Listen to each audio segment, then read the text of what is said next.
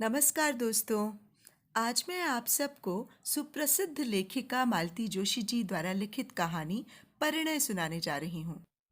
दोस्तों, अगर आपको मेरा कथा वाचन और कहानियों का चुनाव पसंद आता है और आपने मेरे चैनल को अभी तक सब्सक्राइब नहीं किया है, तो प्लीज़ मेरे इस चैनल को सब्सक्राइब कर लीजिएगा और मेरी कहानियों को लाइक और शेयर कर लीजिएगा।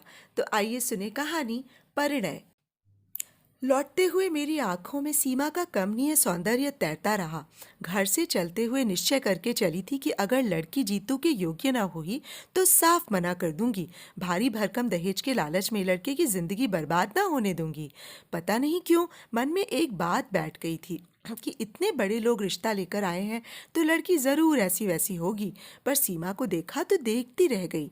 खिलता चंपई रंग, तीखे नैन नक्श, घनी केश राशि, सुडौल देहयष्टि, मीन मेख निकालने की जरा भी तो गुंजाइश नहीं थी।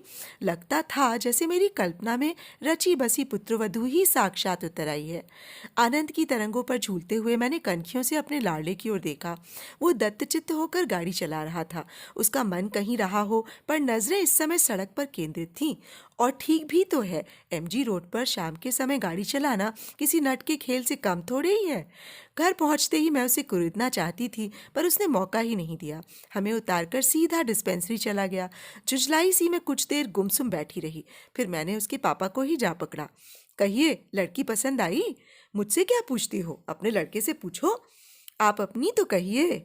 भाई, लड़की तो A1 है, उसके बारे में तो दो राय हो ही नहीं सकती। बाकी अब उन्हें रिश्ता जच जाए तब है।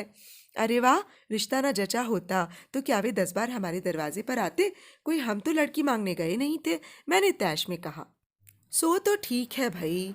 वो चुप हो गए। समझ गई कि रामदास जी के वैभव की चकाचौंध से वे अब तक उबर नहीं पाए हैं। झूठ क्यों बोलूं, विस्मित तो मैं भी हुई थी। जो सोचा था उससे कुछ ज्यादा ही पाया था, और जो था उसका प्रदर्शन करने की भी उन्होंने भरपूर कोशिश की थी। विशाल कोठी, बाहर पंक्तिबद्ध खड़ी तीन तीन गाड़ियां, जिनके सामने हमारी मौरे से एकदम छकड़ा लग रही थी। कीमती सूटों में सजे हुए उनके तीनों लड़के, गहनों कपड़ों से लदी तीनों बहुएं, दामी कालीन, महंगा फर्नीचर, वर्दीधारी नौकर, शाही नाश्ता, हर चीज में प्रदर्शन था। हर बात में प्रभावित करने की कोशिश थी। चलने से पहले वो हमें अपना खूबसूरत लॉन और कलात्मक बागीचा दिखाते हुए काफी दूर तक ले गए, और फिर सहज भाव से एक खाली प्लॉट की ओर इशारा करते हुए उन्होंने बताया कि ये उन्होंने लड़की के लिए रख छोड़ा है। लड़कों को उन्होंने शहर के संभ्रांत इलाकों में एक एक बंगला बनवा दिया है, क्योंकि वो जानते हैं कि देर सवेर सबको अलग होना ही है। लेकिन लड़की को वे अपने आंखों के सामने ही रखना चाहते हैं, इसलिए प्लॉट यहीं ले लिया है। उन्होंने बहुत ही सहज भाव से ये सब बताया था, पर उनका उद्देश्य छिपा न रहा। उनकी संपन्नता पर, ऐश्वर्य पर विस्मय विमुग्ध होते हुए भी मेरे भीतर बैठी अभिमानिनी माँ मुझे बार बार जतला रही थी। देख, तेरे बेटे के लिए कितने बड़े घर का रिश्ता आया है। और तब बेटे की योग्यता के सम्मुख सारा वैभव हे लगने लगा था। एक बात सोच लो, जीतू के पापा कह रहे थे, ये शादी हो गई तो जीतू अपने पास नहीं रह पाएगा, वहीं बंगला बनाकर रहना पड़ेगा। कोई जरूरी है? मैंने तुरक कर कहा। क्या उसके घर द्वार नहीं है जो ससुराल में बसने जाएगा? और मेरे ही क्या 10-5 लड़के हैं जो उसे भेज दूंगी, और फिर वो प्लॉट पड़ा रहेगा? मैंने लापरवाही से कहा। ना होगा तो एक नर्सिंग होम डाल लेंगे। नर्सिंग होम कम है इंदौर में। बच्चों के लिए तो कोई नहीं है, अपन तो बच्चों का ही बना लेंगे जिसमें उसने स्पेशलाइज किया है। और बातों ही बातों में मैंने एक तिमंजले नर्सिंग होम की रूपरेखा तक बना डाली। नीचे आउटडोर और ऑपरेशन थिएटर, बीच वाली मंजिल पर जनरल वार्ड्स, और सबसे ऊपर स्पेशल कमरे, सामने खुली सी बैल्कनी। पूरा नक्शा मेरे मन में तैयार था। इंजीनियर होती तो कागज पर उतार कर ही दम लेती। प्रस्तावित नर्सिंग होम के लिए कोई अच्छा सा नाम सोच ही रही थी कि गाड़ी का परिचित हॉर्न सुनाई दिया। अपने लाडले से पूछ तो लो पहले, ये बोले। सपने बाद में बुनती रहना। अपने बचपने पर झेपती सी मैं खाना लगाने उठ गई। खाने के समय मैं बराबर उसके चेहरे को देखकर टोह लेती रही, पर उसने जरा भी हवा न लगने दी। आखिरकार मुझसे न रहा गया। इनके उठते ही मैंने पूछ लिया, क्यों रे, लड़की कैसी लगी? बिना देखे मैं कैसे बता सकता हूँ? क्या मतलब? फिर सारी शाम तुम करता क्या रहा? उनकी मेहमान नवाजी का लुत्फ उठाता रहा, उनकी लंबी चौड़ी बातों से बोर होता रहा। ममा, सारी चमक दमक देखकर यही लगता रहा कि बेकार एमडी किया मैंने। बस पापा एक एजेंसी ले देते तो। बकवास बंद कर, पहले लड़की के बारे में बता। मामा, कहा तो मैंने कि उसे ठीक से देखा ही नहीं। अव्वल तो वो इतनी देर बाद कमरे में नमूदार हुई और फिर 90 डिग्री का कोण बनाकर बैठ गई। ना तो एक बार भी उसने ऊपर देखा, ना मुंह से एक शब्द निकाला। मेरे ख्याल में वो या तो भैंगी है या गूंगी है। चुप भी कर, जब देखो उल्टी सीधी बातें करेगा। लड़कियां क्या ऊंट की तरह मुंह उठाए सामने आती हैं? तो फिर देखने के लिए बुलाने का तात्पर्य क्या है? उसने जिद की। ये हिंदुस्तान है बेटे, इन्होंने एकाएक भीतर आते हुए कहा। शायद इतनी देर तक कान लगाए हमारी नोक-झोंक सुन रहे थे। बोले, ये हिंदुस्तान है बेटे, भले घरों की लड़कियां यहाँ ऐसा ही व्यवहार करती हैं। मैं भी हिंदुस्तानी हूँ पापा, 2 साल अमेरिका में रहने से कोई अमेरिकन नहीं हो जाता। पर बात तो ऐसी कर रहा है जैसे वहीं पर पैदा हुआ हो। इनका स्वर कुछ सख्त हो आया था। जीतू ने प्रत्युत्तर नहीं दिया, चुपचाप हाथ धोने चला गया और हाथ धोकर सीधा अपने कमरे में। शायद इस विषय पर वह अधिक बहस बढ़ाने का इच्छुक नहीं था। देखने दिखाने की प्रथा से वो हमेशा से ही चिढ़ा हुआ था। जया की शादी के समय भी उसने 2-4 बार हमारा विरोध किया था, पर वधू पक्ष की दुहाई देकर हमने उसका मुंह बंद कर दिया था। पर अपने लिए तो इस तरह के नाटक करने से उसने साफ मना कर दिया था। कहता, मम्मा, जिस दिन कोई लड़की मुझे भा जाएगी मैं तुम्हारे सामने लाकर खड़ी कर दूंगा, तुम चिंता मत करो। पर उसकी ये बात ही तो हम लोगों के लिए सबसे बड़ी चिंता का कारण थी। आजकल की लड़कियों का ठिकाना थोड़ी ही है। हर क्षेत्र में तो उनकी घुसपैठ है, पता नहीं कौन कब टकरा जाए। डॉक्टर के लिए तो ये खतरा कुछ ज्यादा ही है, जिसमें जीतू जैसा सुदर्शन व्यक्तित्व तो हर कहीं प्रशंसक बटोर लेता है। इसलिए हम लोग बहुत व्यग्र थे। जीतू के डॉक्टर होते ही रिश्ते आना शुरू हो गए थे, पर अमेरिका से लौटने के बाद तो जैसे बाढ़ सी आ गई थी। क्योंकि जीतू डॉक्टर था, इकलौता था, फॉरेन रिटर्न था। गली में ही सही पर अपना 2 मंजिला मकान था। पुरानी सही पर घर में एक गाड़ी थी। पिता की अच्छी खासी प्रैक्टिस थी। बिरादरी में ऐसे सर्वगुण संपन्न लड़के ही कितने थे। खाता पीता घर और डॉक्टरी पासवर, लोगों के मुंह में पानी ना आता तो आश्चर्य था। तभी तो रामदास जी जैसे प्रमुख व्यवसायी ने हमारे दरवाजे पर दस्तक दी थी। बड़ी मुश्किल से जीतू साथ जाने के लिए राजी हुआ था। कह रहा था, पहले तुम देखाओ। पर लड़की वालों को बार बार परेशान करना हमें अच्छा नहीं लगा। जया के वक्त के कुछ कड़वे मीठे अनुभव मन में अभी ताजे ही थे, इसीलिए हम सब साथ ही वहां पहुंचे। रामदास जी ने इतनी आवभगत की, उनके परिवार ने इतना प्रेम टपकाया कि बार बार यही डर बना रहा कि लड़की अगर अच्छी ना हुई तो उन लोगों को किस तरह जवाब देंगे। वो बहुत देर बाद बाहर आई। उस समय हम लोग कॉफ़ी पी रहे थे। अपनी दोनों भाभियों के बीच चलती हुई वो कमरे में आई थी और एक अस्पष्ट सी नमस्ते के साथ सिर झुकाकर बैठ गई थी। उसकी विनम्रता पर मैं मुग्ध हो गई थी। अंग्रेजी में एमए लड़की और इतनी सुशील, इतने लोगों के बीच उसका ये सहमा सिमटा रूप एकदम स्वाभाविक लग रहा था। तब तक मन में ये बात उठी ही नहीं कि इस तरह जीतू तो उसे बिल्कुल देख ही नहीं पाया होगा। वो भी तो बड़ी शालीन सी मुद्रा में बैठा हुआ था। सोच समझकर आखिर मैंने एक उपाय ढूंढ ही लिया।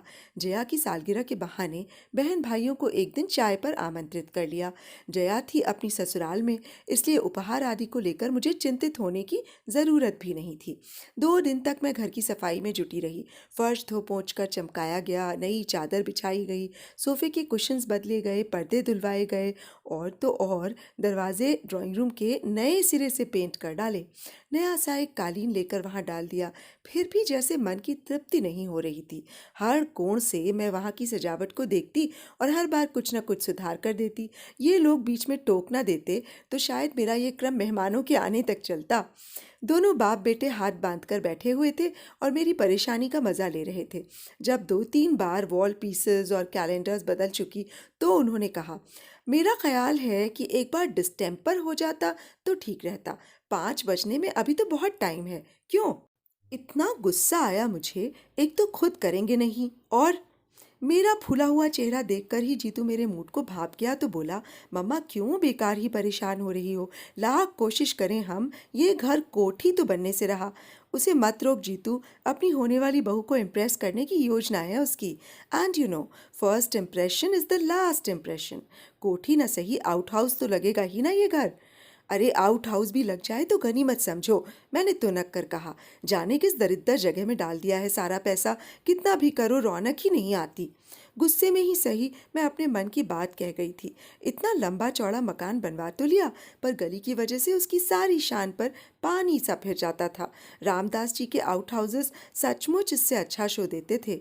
उस दिन प्लॉट दिखाने ले गए थे, तब उन्होंने दिखाई थी छोटे छोटे घरों की वो लंबी कतार। उनकी संस्था के कर्मचारी उनमें रहते थे। खुली जगह में हरियाली के समुद्र के बीच वे छोटे छोटे द्वीपों की तरह लग रहे थे। जीतू ठीक ही कहता है, बेकार मेहनत करने से क्या फायदा, उस वैभव से तो होड़ लेना ही असंभव है। ठीक 5 बजे वे लोग आए, छोटी वाली दोनों भाभियाँ, छोटा भाई और वो। मुझे अच्छा लगा। बहुत भीड़ होती तो वही उस दिन वाला किस्सा हो जाता। लगा कि लोग समझदार हैं। सीमा उस दिन की तरह गहनों से लदी नहीं थी। मेकअप भी बहुत हल्का था, इसलिए उसका सौंदर्य आज आंखों के में चकाचौंध नहीं भर रहा था, बल्कि ठंडक दे रहा था। नींबू कलर के हल्के जरी के काम वाली शिफॉन उसके रंग के साथ एकाकार हो रही थी और देखने वाले की आंखों को बांध लेती थी। मेरी नौकरानी ने तो वही निर्णय सुना दिया, लाड़ी घड़ी सुंदर छे हो, कदे हमारी नजर नहीं लग जाए। वे सभी लगभग समवयस्क ही थे। उन्हें ड्राइंग रूम में छोड़कर मैं रसोई में चली आई और देर तक नाश्ता लगाती रही। नाश्ते की तैयारी भी मैंने कल से शुरू कर दी थी और अपना सारा पाक कौशल दांव पर लगा दिया था। उन लोगों ने हर वस्तु के साथ न्याय किया और प्रशंसा के पुल बांध दिए। छोटी बहू ने 2-1 चीज़ों की विधि भी पूछी। अच्छा लगा। सीमा ज़रूर धीरे धीरे चुप सा रही थी, पर मैंने ध्यान नहीं दिया। अपनी होने वाली ससुराल में कोई चबर चबर खा सकता है क्या भला। खाने के बाद में महिलाओं को घर दिखाने में लग गई। उन दोनों बहुओं ने हर बात की प्रशंसा की, सजावट की, सामान की, कढ़ाई की, बुनाई की। सबसे अंत में मैं उन लोगों को किचन में ले गई, जो मेरा अभिमान बिंदु था। सफ़ेद रंग में नहाया हुआ, आधुनिक उपकरणों से सजा हुआ। अलमारी में झिलमिल करते स्टील के बर्तन, चमकते पीतल के, हिंडालियम के डिब्बे, जगमग करती क्रॉकरी। मचान पर एक सी झालर से सजी अचार मुरब्बे की बर्नियाँ। जो भी देखता प्रशंसा करता। इन लोगों ने भी की, पर सीमा यहाँ भी चुप चुप बनी रही। इस बार मैं उतनी तटस्थ नहीं रह सकी। मन में कुछ चुभा जरूर। मुंह खोलकर तारीफ ना करती, पर प्रशंसा की एक नज़र तो डाल लेती। आखिर कल को ये गृहस्थ थी, उसकी भी तो हो सकती है।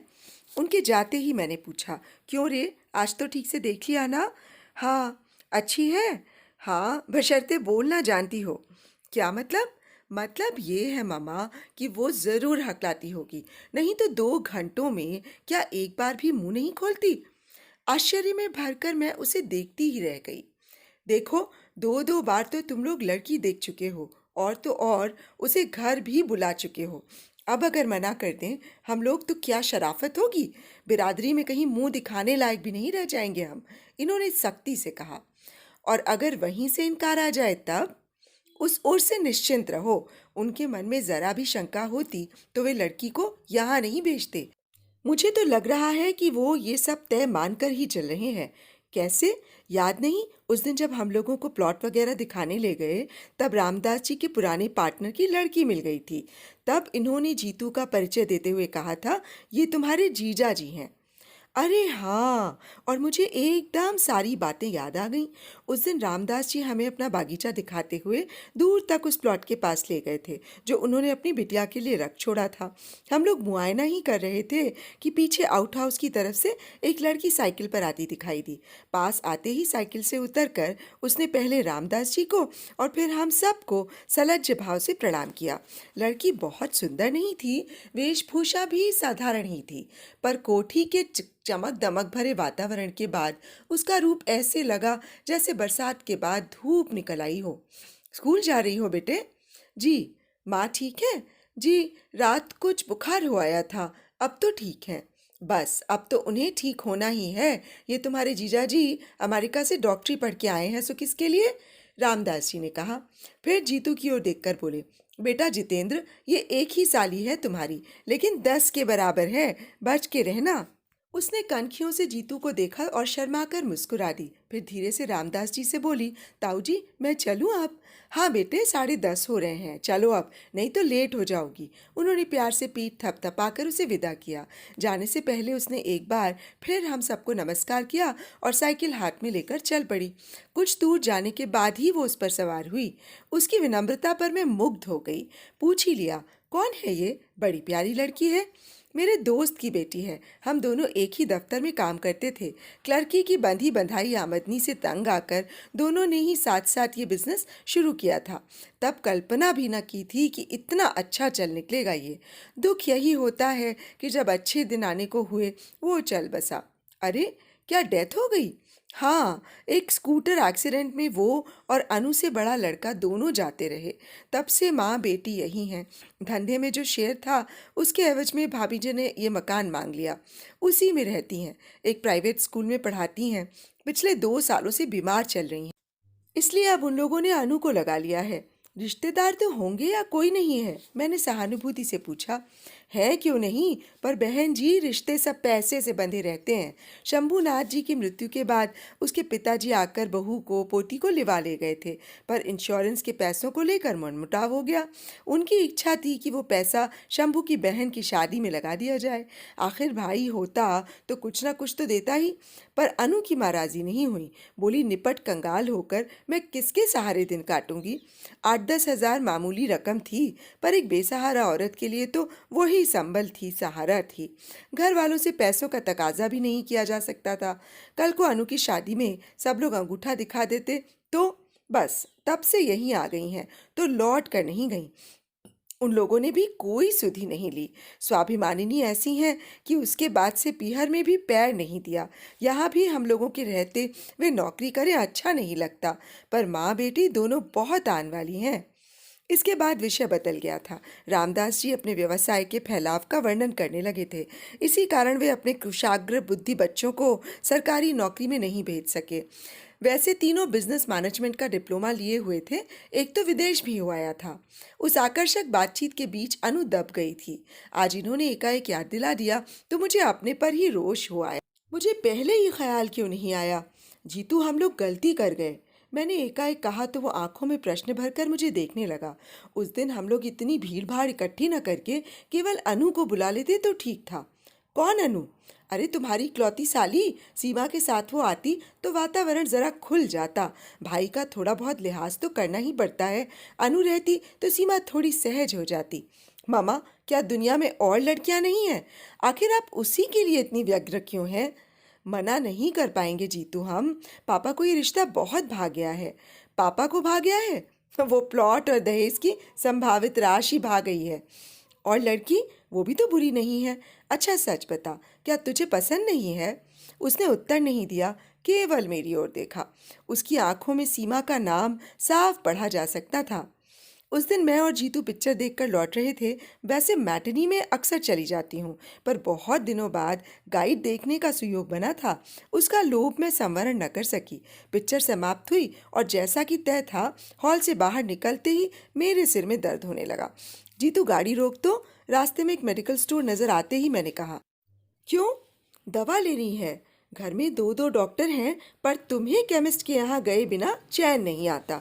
उसने गाड़ी रोकते हुए कहा। घर में डॉक्टर हैं इसीलिए तो मुसीबत है। कोई अपने मन की दवा ले ही नहीं सकता। इससे रिएक्शन होता है, इससे हार्ट पर प्रेशर पड़ता है, और भी न जाने क्या क्या। बुनबुनाती हुई मैं उतर पड़ी। वो भी पीछे पीछे चला आया। शायद देखना चाहता था कि मैं कौन सी गोलियां ले रही हूँ। हम लोग स्टोर में घुसे ही थे कि आवाज़ आई, जीजा जी नमस्ते।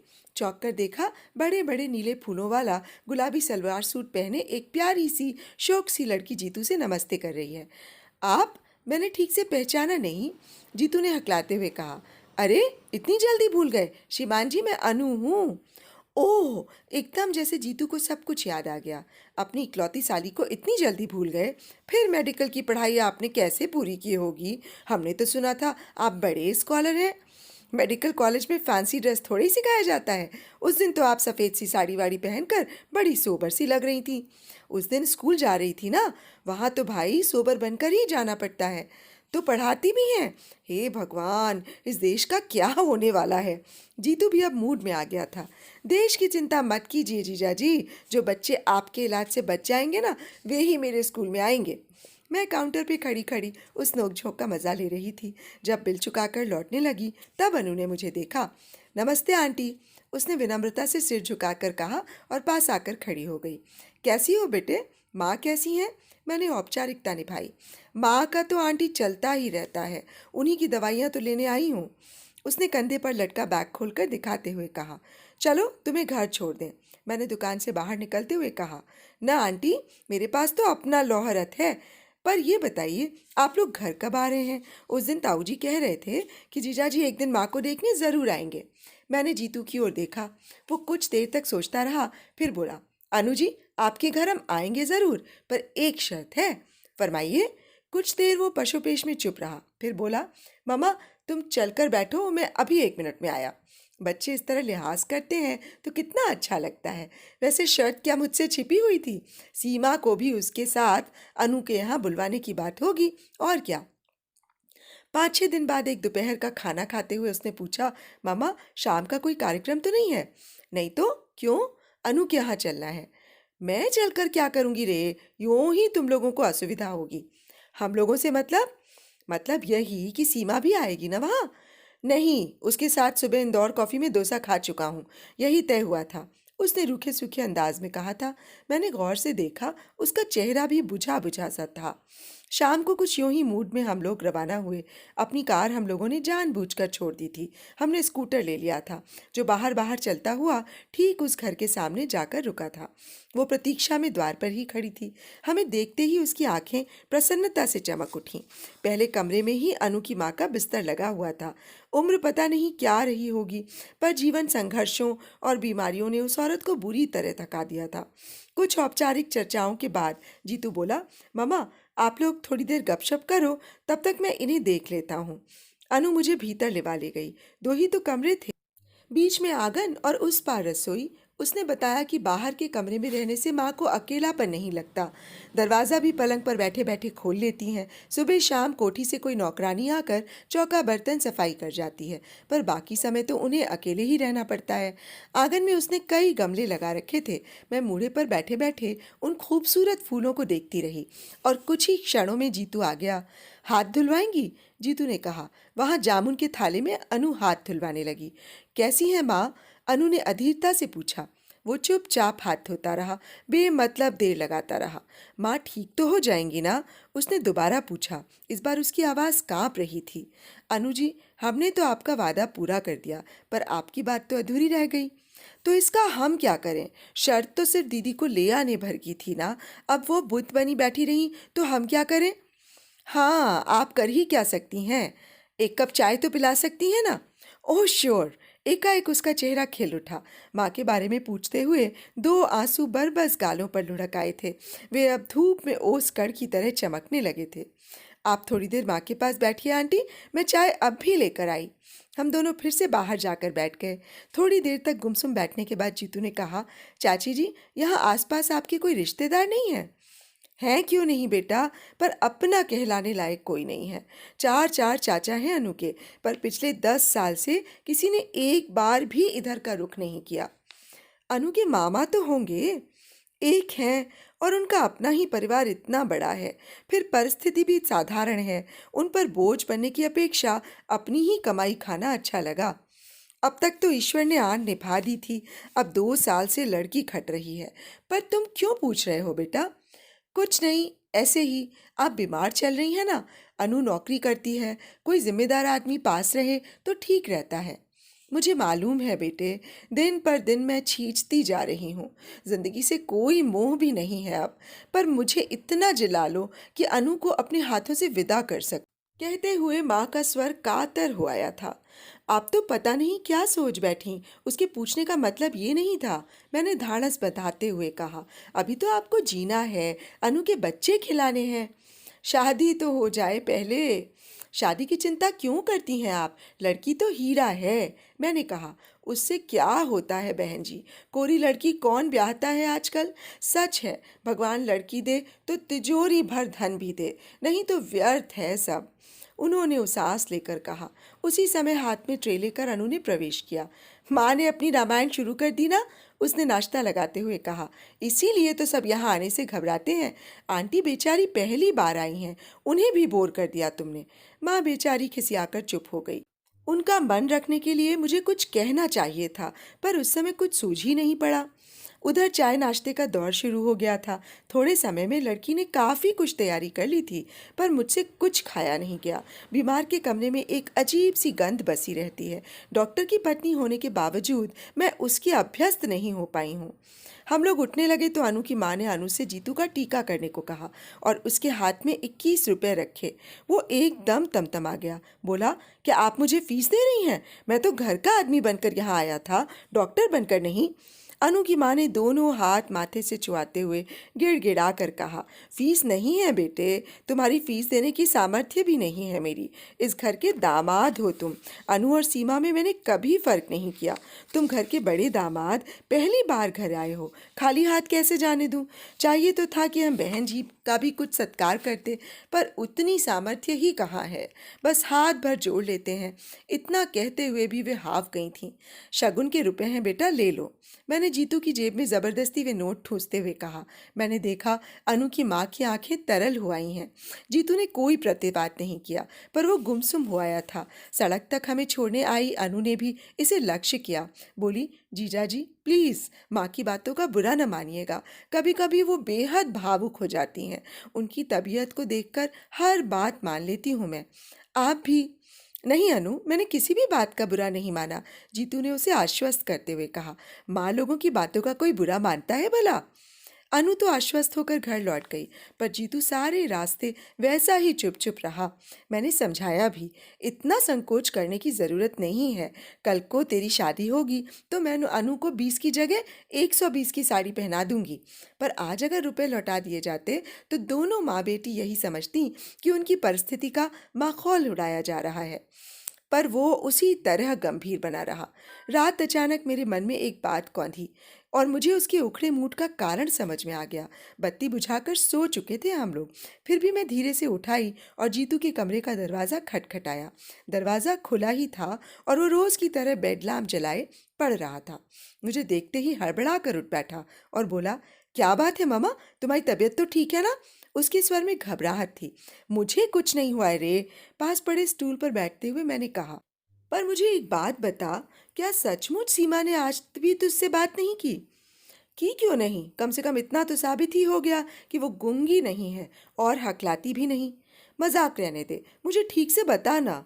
अगर सचमुच उसका व्यवहार ऐसा ही रूखा रहा है तो मैं कल इनसे कह ही दूंगी। ऐसी घमंडी लड़की मेरे घर में नहीं चलेगी। जीतू ने कोई उत्तर नहीं दिया, वैसे ही मुंह लटकाकर बैठा रहा। और इस जरा सी बात के लिए तू क्यों मन खराब कर रहा है? दुनिया में क्या और लड़कियां नहीं हैं? मम्मा, अगर मैं उदास हूँ तो सीमा के लिए नहीं। सारी शाम मैं सिर्फ अनु की माँ के लिए सोचता रहा हूँ। क्यों? उनकी हालत बहुत ख़राब है मम्मा। हार्ट एकदम डैमेज्ड है, किसी भी समय कुछ भी हो सकता है। पैरालिसिस का एक अटैक उन्हें हो ही चुका है, दूसरा किसी भी समय हो सकता है और वो इतना आसान नहीं होगा। पैरालिसिस? पर उनकी उम्र तो इतनी ज़्यादा नहीं लगती। उम्र से क्या होता है? ब्लड प्रेशर तो है, डायबिटीज़ भी है और शुगर का परसेंटेज कितना हाई जा रहा है। उनका चार्ट देखती तो तुम्हें गश आ जाता। कोई जिम्मेदार आदमी घर में होता तो मैं स्थिति की गंभीरता से उसे परिचित कराता, पर ले देकर बस वही एक लड़की है घर में, उससे कोई क्या कहे, कैसे कहे? सच ही तो कह रहा था वो। जया सगाई से 4-5 दिन पहले ही आ गई थी। आते ही वो शुरू हो गई, मामा लड़की खूब सुंदर है ना, नहीं तो मैं कहीं मुंह दिखाने लायक नहीं रह जाऊंगी।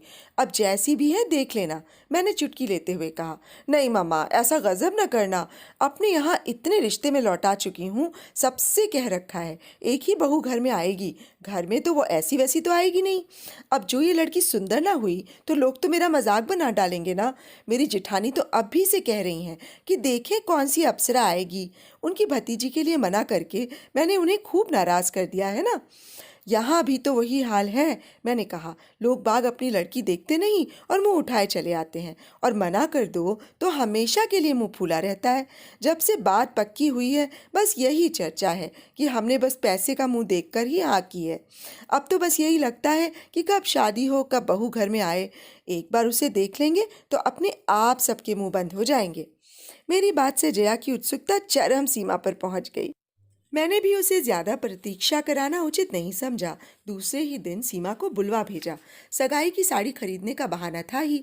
वैसे भी मैं अब तक जया के लिए ही रुकी हुई थी। सोचा लड़कियों की पसंद से ही खरीदना ठीक रहेगा। रोज रोज कोई इतनी महंगी साड़ी तो खरीदता नहीं। रामदास जी स्वयं बेटी को लेकर उपस्थित हुए। हाथ जोड़कर बोले, आपका आदेश टाला नहीं जा सकता था, इसीलिए ले आया हूँ। वैसे उसकी अपनी कोई पसंद नहीं, आप जो भी पहनाएंगी पहन लेगी। मैंने उन्हें आश्वस्त किया कि खरीदारी का तो बहाना है, दरअसल जया उसे देखना चाहती थी। मेरी बात से उनका सारा संकोच दूर हो गया। बार बार ये कहकर कि लड़की अब आपकी है, जब चाहे बुलवा लीजिए, वो वापस लौट गए। मैं जानबूझकर उन लोगों के साथ बाजार नहीं गई। सीमा के साथ अनु आई थी। मैंने जया के साथ जीतू को कर दिया। सोचा सब बराबर उम्र वाले साथ रहेंगे तो ठीक रहेगा। मेरी वजह से बेचारे यूं ही संकोच में पड़ जाएंगे। अनु और जीतू की नोकझोंक तो रामदास जी के जाते ही शुरू हो गई थी। बोली, जीजा जी आज तो ताऊ जी का लिहाज करके चली आई, पर ये मत जानिएगा कि हर बार इसी तरह दीदी के साथ घिसटती चली आऊंगी। भविष्य में बकायदा निमंत्रण भेजना पड़ेगा, आखिर हमारी भी तो कोई प्रेस्टीज है। क्यों नहीं, क्यों नहीं, आपकी प्रेस्टीज का तो हमें ख्याल सबसे पहले रखना है। हमारी वकील तो आप ही हैं। जीतू ने कृत्रिम गंभीरता से कहा और डायरी निकालते हुए बोला, लाइए जरा अपना पता तो लिखवाइए। मैं तो अनु के आगे कुछ भी नहीं जानता। अनुराधा, अनुपमा या कि पौराणिक अनसुईया? गलत। लगता है नामों के बारे में आपका ज्ञान बहुत सीमित है। श्रीमान जी, मेरा नाम अनुप्रीता है। ओह, व्हाट अ लवली नेम।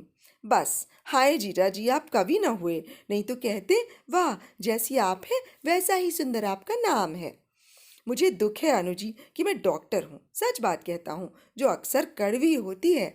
कहिए तो। कहना चाह रहा था कि काश आप भी उतनी सुंदर होती जैसा आपका नाम है। हाँ, ठीक तो है, अब तो आपकी नज़रों में एक ही व्यक्ति सुंदर रह गया है। कहते हुए उसने होठ भींच लिए। पलकों के किनारे भीग गए। मैंने जीतू को डांट कर चुप कराया तो बोला, बस इतने में ही रो दी। और आपके ताऊजी कह रहे थे एक ही साली है पर 10 के बराबर है। हमने तो सिर्फ बानगी पेश की थी और आपके छक्के छूट गए। उनकी इस जुगलबंदी का हम सभी मजा ले रहे थे। जीतू की आखिरी बात पर तो सब लोग ठठा कर हंस पड़े। अनु भी बहादुरी के साथ मुस्कुरा दी। इसी हंसी खुशी के वातावरण में सब लोग घर से विदा हुए और उन लोगों के चले जाने के बाद मुझे याद आया कि इस सारे शोर शराबे के बीच सीमा एकदम गुमसुम बैठी हुई थी। बोलना तो दूर, वो एक बार मुस्कुराई तक नहीं। शर्मीली बहुत लड़कियां देखी हैं मैंने, पर उनके अंधमुंधे होठों से, नत पलकों से हंसी की किरणें निरंतर फूटती रहती हैं। सीमा शर्मीली नहीं, घुन्नी लड़की है। जीतू जैसे हंसमुख लड़के के साथ उसका निबाह कैसे हो सकेगा? या उसे भी अपनी तरह मनहूस बनाकर रख देगी?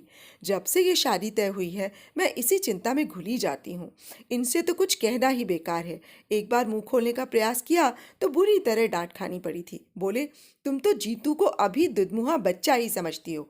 वो तुम्हारे सामने नाटक करता है और बाहर उसे लेकर होटलों में घूमा करता है। होटल में सिर्फ एक बार गया था, तभी तो। एक बार या 100 बार, उससे क्या फर्क पड़ता है? अपने लाडले को समझा दो, ये हिंदुस्तान है, अमेरिका नहीं। यहाँ की लड़कियाँ ऐरे गैरों के साथ होटलों में नहीं जाया करती। और बात फिर दब गई थी। पर जितनी बार सीमा को देखा है, यही लगा है कि इस लड़की से मेरा या जीतू का निर्वाह कैसे होगा। कोई और लड़की होती तो इतने दिनों में घर से एक आत्मिक संबंध स्थापित कर लेती, पर ये आज भी उतनी ही पराई लगती है। बाजार से लौटी तो जया तो भरी हुई थी। साड़ी का डिब्बा मेरे सामने पटक कर बोली, लो देख लो, पूरे 700 की साड़ी है, पर महारानी ऐसे मुंह बनाती थी जैसे उनके लिए छींट खरीदी हो। मैंने डिब्बा खोलकर देखा, रानी कलर की बनारसी रेशम जरी की बूटियों से झिलमिल कर रही थी। उसे पसंद नहीं आई? मैंने अधीर होकर पूछा। अरे मुंह खोल कर कहें तब ना। मूर्ति की तरह कोने में बैठी रही। हाथ लगाना तो दूर, एक बार आंख उठा कर नहीं देखा उसने। वो तो सिलबिल साथ में थी तो ठीक रहा, उसी की मदद से चुनाव कर डाला हमने। मेरा मन एकदम बुझ गया। माना कि बड़े घर की लड़की है, बनारसी साड़ी उसके लिए अनोखी चीज़ नहीं है, पर सगाई की साड़ी के साथ तो एक भावनात्मक संबंध होता ही है। मुंह से कुछ न कहे कोई तो आंखों से ही बहुत कुछ कहा जा सकता है। कम से कम जया का मन तो रह जाता। वो तो इतनी आहत होकर लौटी है कि बहू की रूप चर्चा उसके सामने व्यर्थ ही है। मुझे यही तो डर लगता है रे। मैंने कहा, अजीब घुन्नी लड़की है, जीतू के साथ पता नहीं कैसे निभेगी। घुन्नी नहीं है मम्मा, घमंडी है। तुम तो अब अपनी चिंता करो, जीतू के लिए परेशान होने की ज़रूरत नहीं। उनकी तो खूब घुट रही है। अभी आते आते भी उसने एक चिट्ठी चुपके से पकड़ाई है, मैंने साफ देखा है। जया की बात ने सचमुच चौंका दिया मुझे। सोचा ये ठीक ही कहते हैं, जीतू यूं ही मेरे सामने नाटक करता होगा, मैं भी तो पागलों की तरह उसके पीछे पड़ जाती हूँ। सीमा ने क्या बात की, कैसे की, बेचारा जवाब दे भी तो क्या। कुछ भी हो, मन से एक बोझ तो उतर ही गया। सारी तैयारी करते कराते रात के 12 बज गए। दूसरे दिन ये लोग ओली डालने जा रहे थे। इतने बड़े घर में संबंध होने जा रहा था, पहली बार हम लोग कुछ लेकर जा रहे थे, पर जैसे सारी चिंता मेरे ही सिर थी और कोई मेरा हाथ बटाने नहीं आ रहा था। जीतू का तो खैर प्रश्न ही नहीं उठता था। जया मुंह फुलाकर बैठ गई थी। उसे सीमा जरा भी अच्छी नहीं लगी थी। कल जीतू ने चिढ़ा दिया था कि सीमा के आ जाने से दीदी का सौंदर्य तेज थोड़ा फीका पड़ जाएगा, इसी से वो नाराज है। बात हंसी मजाक में टल जानी चाहिए थी, पर जया बहुत बुरा मान गई थी। उसकी ओर से किसी सहायता की आशा करना ही व्यर्थ था। सबसे ज्यादा रोष तो मुझे उसके पापा पर आ रहा था। एक बार भी उन्होंने सारा सामान नहीं देखा, ना पूछताछ की। मैं बिस्तर पर गई तब वे बड़े मज़े से खर्राटे भर रहे थे। इतना ताव आया मुझे, उन्हें झकझोर कर जगाया मैंने और पूछा, सुनो, सुबह जमाई साहब को लेने स्टेशन कौन जा रहा है? ठीक से तय कर लो, नहीं तो समय पर कोई नहीं पहुंचेगा। कोई नहीं जा रहा, उन्होंने अलसाए स्वर में कहा। क्यों? क्योंकि वे आ नहीं रहे। क्यों? आपको कैसे पता चला? क्योंकि मैंने ही उन्हें फ़ोन पर मना किया है। अरे क्यों? क्योंकि कल का प्रोग्राम कैंसिल हो गया है। क्यों? रामदास जी को हार्ट अटैक हो गया है। हाय राम, क्यों? क्योंकि उनकी लड़की अपने फुफेरे भाई के साथ भाग गई है। क्यों? वो एकदम झल्लाकर उठ बैठे। तुम्हारी इस क्यों का कहीं अंत भी होगा? लड़कियां किसी के साथ क्यों भाग जाती हैं, क्या ये भी मुझे बताना होगा? खिसियाकर चुप हो गई मैं। सच तो पागलों की तरह प्रश्न पर प्रश्न किए जा रही हूँ। कम से कम इनकी मनस्थिति का तो ख्याल किया होता। शाम से अनबने हैं बेचारे, पर मुझे अपनी व्यस्तता के बीच ध्यान ही ना आया। इस कांड की तो मैंने कल्पना भी ना की थी। मन इतना बौखला गया था कि अनचाहे मुंह से निकल गया। अब क्या, मिठाई बांटो, वो गुर्राए। तुम दोनों माँ बेटो तो शुरू से ही मीन मेख निकाल रहे थे ना। अब तुम्हारे मन की हो गई। घर आई लक्ष्मी दरवाजे से ही लौट गई। खूब आनंद मनाओ अब। शोभ उनके हर शब्द से टपका पड़ रहा था। रामदास जी के घर समधी बनकर जाने का सबसे ज्यादा चाव उन्हीं को था, इसीलिए सबसे ज्यादा निराशा भी उन्हें ही झेलनी पड़ी। इसके बाद चुप रहने में ही मैंने अपनी खैरियत समझी, पर रात भर मुझे नींद नहीं आई। बार बार सीमा का रूखा व्यवहार याद आता रहा। उसे हम लोगों में कोई दिलचस्पी नहीं थी तो वो स्वाभाविक ही था, पर घर के लोग कैसे हैं, क्या उन्हें भी अंदाजा न हुआ होगा? लेकिन लगता है वे लोग सब जान गए थे, तभी तो हाथ धो के पीछे पड़ गए थे। जिस दिन से रिश्ता लेकर आए थे, उन्होंने हमें सांस नहीं लेने दी थी। ये तो ईश्वर की कृपा थी जो समय रहते सारा रहस्य खुल गया। मुझे कमरे में आते हुए उसने दर्पण में देख लिया था। वहीं से बोला, तुम परेशान क्यों हो रही हो मम्मा? मैं अभी शेव बनाकर वहीं तो आ रहा था। मैं तो यूं ही चली आई रे। चाय की ट्रे गोल मेज पर रखते हुए मैंने कहा, सोचा साथ साथ चाय भी पी लेंगे, और एक बात भी कहनी थी। Something important? उसने अपना काम जारी रखते हुए पूछा। हाँ, ऐसा ही समझ लो। वो जो सीमा है ना, वो इस बुरी तरह से चौंका कि रेजर हाथ से फिसल ही गया। गीले तौलिए से गाल को सहलाते हुए वो मेरे सामने आकर बैठ गया और अधीर स्वर में बोला, सीमा का क्या कह रही थी तुम? क्या किया उसने? वो अपने फुफेरे भाई के साथ भाग गई है, मैंने सपाट स्वर में आखिर कह ही डाला। ओ मामा, उसने एक दीर्घ सांस छोड़ी। तुमने तो मुझे डरा ही दिया था। उतनी सी देर में मैं पता नहीं क्या क्या सोच गया। क्या सोच गया था? मैंने हैरत से पूछा। दरअसल मामा, मैं एक पागलपन कर बैठा था, उसने खिसियाए स्वर में कहा। इससे पहले कि मैं कुछ पूछूं, वो उठा और दराज में से एक कागज का पुर्जा निकाल लाया और बोला, लो पढ़ो। पढ़ने को था ही क्या, बस 2 पंक्तियां थीं। अगर आप शादी से इनकार नहीं करेंगे तो मुझे मजबूरन कुछ खा लेना पड़ेगा। कब मिली ये चिट्ठी तुझे? मैंने कांपते स्वर में पूछा। उसी दिन जब हम लोग साड़ी खरीदने गए थे। तो पगले, मुझे बताया क्यों नहीं? कैसा सर्वनाश हो जाता अभी। एक जिद सी सवार हो गई थी मामा। मैं भी जया की तरह सोचने लगा था। लगता था ये लड़की हमें बहुत छोटा करके देखती है, इसके दर्प को तोड़ना होगा, इसे ब्याह कर घर लाना ही है, भले ही दूसरे दिन उसे छोड़ आना पड़े। उसकी बेरुखी का और भी कोई कारण हो सकता है, इस ओर ध्यान ही नहीं गया। और अगर वो सचमुच कुछ खा लेती तो? मैंने कप में चाय डालते हुए पूछा। इसीलिए तो तुमने जब एकाएक उसका नाम लिया तो मैं डर गया। मुझे तो हैरत होती है मामा, पढ़ी लिखी होकर भी ये लड़कियां इतनी बुज़दिल कैसे हैं। अपने मन की बात मुंह खोलकर कहती क्यों नहीं, बस गूंगी गाय की तरह हर किसी खूंटे से चुपचाप बन जाती हैं। अब तो उसने अपने तेवर दिखला दिए ना, मैंने कड़वाहट भरे स्वर में कहा। हाँ, ये तो मानना पड़ेगा, उसने काफी दिलेरी से काम लिया। पता मालूम हो तो मेरी ओर से बधाई का तार भेज देना। मैं तो इसी बात के लिए शुक्रगुजार हूँ कि वो काफी समझदारी से पेश आई, शादी की रात तक इंतजार नहीं किया, नहीं तो अपनी जिंदगी में भी फिल्म स्टोरी बन जाती। वो उठकर पुनः आईने के सामने खड़ा हो गया। मैं उसे गौर से देखती रही, पर साबुन के झाग से भरे उस चेहरे पर कुछ भी पढ़ना असंभव था। ईश्वर से यही मनाती रही कि हताशा का यह ज्वार जो मुझे मथ रहा है, उसे अछूता ही छोड़ दे। वो वास्तव में उतना ही निर्लिप्त बना रहे जितना कि वो दिखा रहा है। सीमा के अपने घर में जो भी कहर बरपा हुआ हो, पर इस घर की भी रौनक कुछ दिनों के लिए छिन सी गई थी। बच्चों के पापा का मूड तो उसी दिन ऑफ हो गया था। मेरा मन भी बुझ गया था। जया भी इतने दिनों बाद इंदौर आई थी, पर सहेलियों से मिलने का, रिश्तेदारों के यहाँ जाने का उसमें जरा भी उत्साह नहीं रह गया था। जहाँ भी जाओ वही प्रश्न, वही कौतूहल, वही शंकाएं, खींच सी होने लगती थी। हम सबके बीच जीतू बिल्कुल सरल स्वाभाविक बना हुआ था, पर माँ थी, इसीलिए जानती थी कि वो भीतर ही भीतर हिल गया है। उसके ठहाके बेजान होते जा रहे हैं। दीदी के साथ उसकी नोकझोंक में कोई दम नहीं रहा। जया के बच्चों के साथ चल रही उसकी छेड़खानी भी मात्र एक दिखावा ही है।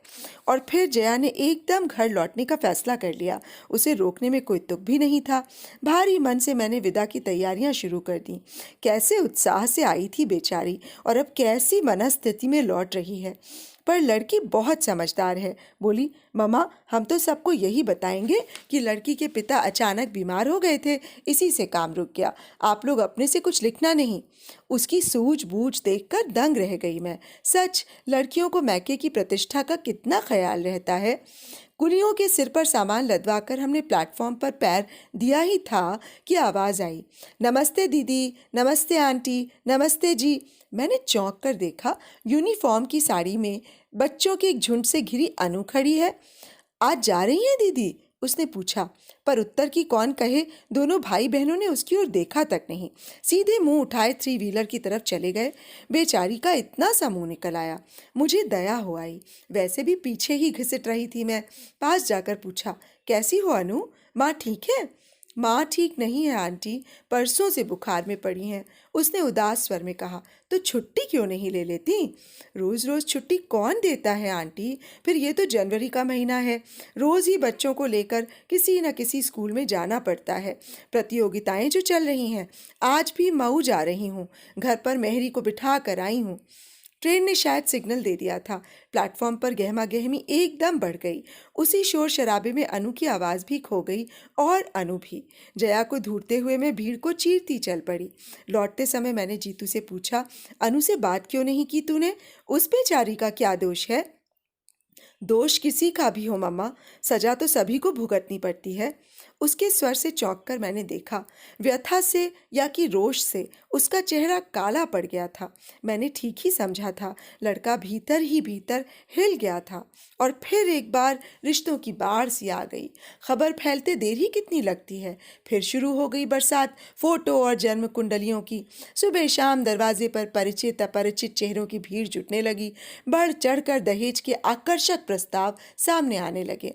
एक समय था जब इन सारी बातों से मुझे बड़ी खुशी होती थी। लड़के की माँ होने का गौरव जैसे मन में समाता नहीं था, पर अब तो जैसे कोफ्त सी होने लगी है। लगता है जैसे मेरा लड़का नीलाम पर चढ़ रहा है, जिसकी बोली सबसे ऊंची लगेगी उसी को मिलेगा। लाख बार समझाया, अभी हम लोग कुछ कहने सुनने की स्थिति में नहीं हैं। हमें कुछ संभलने का मौका तो दीजिए। पर लोग इसे भी वर पक्ष की एक अदा ही समझते। फिर से मनुहार शुरू हो जाती। हम लोग तो जैसे तैसे मान भी जाते, पर जीतू को लड़की दिखाने ले जाना एक टेढ़ी खीर थी। जनता के पास इस समस्या का भी हल था। लोग किसी न किसी बहाने लड़कियों को लेकर घर आने लगे। बाजार में, मंदिर में या सिनेमा हॉल में योजनाबद्ध तरीकों से लड़कियों का प्रदर्शन होने लगा। जीतू तो एकदम बौखला गया। बोला, मम्मा तुम सब लोग मिलकर मुझे पागल बना दोगे। भगवान के लिए मेरा पीछा छोड़ दो।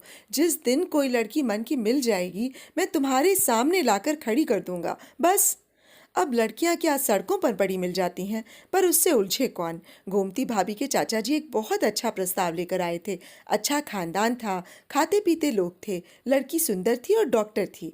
जीतू मेडिको पत्नी के पक्ष में कभी नहीं था, पर लड़की के पिता ने कहा, डिग्री ले ली है, आप चाहेंगे तो नौकरी करेगी, नहीं तो घर गृहस्थी में भी उसे बहुत रुचि है। जितेंद्र जी चाहेंगे तो घर पर ही छोटी मोटी डिस्पेंसरी खोल लेगी। वैसे उसका कोई आग्रह नहीं है, आप लोग जैसा चाहेंगे। मैंने भी सोचा, ठीक तो है, कल को जीतू की प्रैक्टिस अच्छी चल निकली तो डॉक्टर पत्नी वरदान ही सिद्ध होगी। हुनर तो तिजोरी में रखे धन की तरह होता है, जब चाह काम में ले लिया। उन दिनों वो यशवंत राव अस्पताल में हाउस जॉब कर रही थी। तय हुआ कि उसे वहीं चलकर देखा जाए। जीतू से तो साफ साफ कहना व्यर्थ ही था। मैंने बहाना बनाया, छठी मंजिल पर अमुक चाची बीमार पड़ी हैं, उनका मोतियाबिंद का ऑपरेशन हुआ है, तू साथ चला चलेगा तो थोड़ी लिफ्ट की सुविधा मिल जाएगी। वो मना नहीं कर सकेगा, जानती थी। अस्पताल के विशाल पोर्ट में स्कूटर टिकाया ही था कि देखा सीढ़ियों पर एक परिचित आकृति हथेलियों में चेहरा छिपाए सिसक रही है। अनु, क्या हुआ? हम दोनों के मुंह से एक साथ निकला। उसने अपना आंसुओं से भीगा चेहरा उठाकर हमारी ओर देखा और पास चली आई। बोली, जीजाजी, माँ बहुत बीमार है। उस दिन स्टेशन पर जीजाजी कहते हुए उसकी जुबान लड़खड़ा गई थी, पर आज उसे इसका होश ही नहीं रहा। उसकी माँ सचमुच बीमार थी। क्या हुआ माँ को? पता नहीं, परसों से यहाँ ले आए हैं, तब से उन्होंने एक बार भी आंख नहीं खोली है। कौन से नंबर में है? चलो देखते हैं। यहाँ इंटेंसिव में है, पर वहाँ किसी को भीतर जाने थोड़े ही दे रहे हैं। ताई जी, भाई साहब, मामा जी सब बाहर ही बेंचों पर बैठे हैं। मुझसे तो वहाँ बैठा नहीं जाता, रुलाई सी छूटने लगती है। जीजा जी, आप तो डॉक्टर हैं, आपको तो जाने देंगे ना? उसने अधीरता से पूछा। मामा जी आए हैं? जीतू ने पूछा। हाँ, कल शाम ही आए हैं, उन्हें तार दे दिया था ना। अच्छा अनु, तुम अंदर चलो, मैं डॉक्टर परिहार को लेकर अभी आ रहा हूँ, जीतू ने अधिकारपूर्ण लहजे में कहा। एक बार हम लोगों की ओर करुण दृष्टि से देखते हुए अनु भारी कदमों से भीतर चली गई। उसके जाते ही जीतू मेरे सामने तनकर खड़ा हो गया और पास से गुजरती बेतहाशा भीड़ को अनदेखा करके बोला, मम्मा, क्या तुम इस लड़की को बहू के रूप में स्वीकार कर सकोगी? मैं हतप्रभ हो उसे देखती ही रह गई। ये मत सोचना मम्मा कि मैं भावावेश में आकर इतनी बड़ी बात कह बैठा हूँ। पिछले कई दिनों से ये बात मेरे मन में घुमड़ रही है, पर मैं व्यक्त नहीं कर पा रहा था। पर अब तो सोच विचार के लिए समय ही नहीं है। बोलो ना मम्मा, प्लीज़। पर बेटे, ये बातें हड़बड़ी में तय नहीं की जाती। मैंने कहना चाहा तो वो फौरन मेरी बात काट कर बोला, कहा ना मैंने, अब सोच विचार के लिए समय नहीं है। मुझे मालूम है अपने इकलौते बेटे की शादी के लिए तुम्हारे मन में ढेर सारे अरमान हैं, पर मम्मा, भीतर जो दम तोड़ रही हैं वो भी एक माँ है। उसने भी अपनी इकलौती बेटी के लिए कई सपने संजोए होंगे। उन सपनों के लिए वो जिंदगी भर अपनों से, परिस्थितियों से लोहा लेती रही। अब तो शायद वो कुछ भी कहने सुनने के परे चली गई हैं, पर अगर एक क्षण को भी उनकी चेतना लौट आए तो मैं उन्हें आश्वस्त करना चाहता हूँ। मैं उन्हें यहाँ से खाली हाथ नहीं जाने दूंगा। पर मम्मा, इसके लिए मुझे तुम्हारी आज्ञा चाहिए, दोगी ना? उसकी बात पूरी ना हो पाई थी कि अनु बदहवास सी दौड़ती आई और बोली, जीजा जी जल्दी चलिए ना प्लीज, माँ को देखिए, वे लोग क्या कह रहे हैं। पल भर को हम दोनों जैसे काट हो गए। मैंने ही किसी तरह अपने को समेटा और कहा, जीतू तुम अंदर जाकर देखो, अनु की चिंता मत करो, वो मेरे पास है, हमेशा रहेगी। और सुबकती हुई अनु को मैंने अपने अंक में भर लिया। तो अभी आप सुन रहे थे मालती जोशी जी द्वारा लिखी एक कहानी, परिणय। कहानी थोड़ी लंबी थी श्रोताओं, और आपने इसको सुनने के लिए अपना बहुमूल्य समय दिया, इसके लिए तहे दिल से शुक्रिया। आपको कहानी और कथावाचन कैसा लगा, प्लीज़ मुझे कमेंट बॉक्स में ज़रूर बताइएगा। तो अब मुझे आज्ञा दीजिए। नमस्कार।